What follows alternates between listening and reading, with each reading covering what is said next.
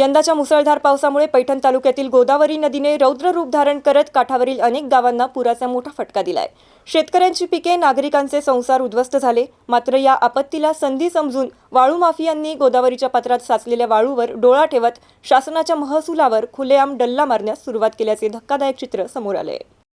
एकीकडे जिल्हा परिषद आणि पंचायत समिती निवडणुकांची रणधुमाळी सुरू असताना दुसरीकडे पैठण तालुक्यात वाळू माफिया मोठ्या प्रमाणात सक्रिय झाल्याचे दिसून येत आहे। पाटेगाव, दादेगाव, तुळजापूर, नवगाव या परिसरात दिवसाढवळ्या आणि रात्रीच्या वेळी मोठ्या प्रमाणात अवैध वाळू उपसा सुरू आहे। बडवाळी कट परिसरात 6 ते 7 ट्रॅक्टर आणि यारी मशीनच्या साहाय्याने गोदावरी पात्रातून रात्रंदिवस वाळू उपसली जाते। कोणताही शासकीय लिलाव नसताना लाखो रुपयांचा महसूल बुडवला जात असून हा सगळा प्रकार पैठण तहसील कार्यालयापासून अवघ्या काही किलोमीटर अंतरावर सुरू आहे। मात्र या गंभीर प्रकरणाकडे पैठण महसूल विभाग आणि पोलीस प्रशासन डोळेझाक करत असल्याचा आरोप नागरिकांकडून केला जातोय। अवैध वाळू उत्खननावर कारवाईसाठी स्थापन करण्यात आलेली भरारी पथके केवळ कागदावरच असल्याचं चित्र असून या पथकांनीही वाळू माफियांशी हातमिळवणी केल्याचा आरोप होतोय। दररोज लाखो रुपयांचा महसूल शासनाच्या तिजोरीऐवजी वाळू माफियांच्या घशात जात असताना महसूल विभाग, भरारी पथके आणि पैठण पोलीस प्रशासन नेमकी कधी कठोर कारवाई करणार असा सवाल आता सर्वसामान्य नागरिकांकडून उपस्थित केला जातोय। सिद्धार्थ मगर, MCN न्यूज, पाचोड।